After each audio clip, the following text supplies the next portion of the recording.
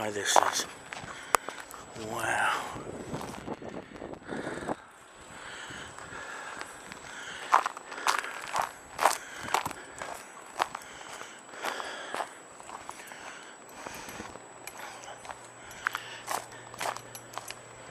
And here's the car.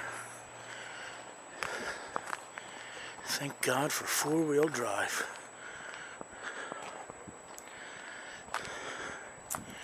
Just look at this, though. Look at how high these piles are. And look at here. What a task this is going to be. Well, here I am at the base of the Hess headquarters in Woodbridge. And if you see, somehow the car was pretty much cleaned off. But, the gas station, look at Route 9. Eerie.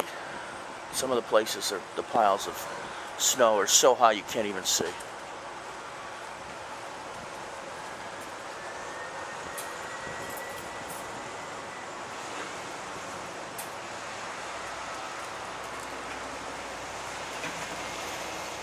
Only one lane is really open, so it's good to see a truck out there to plow.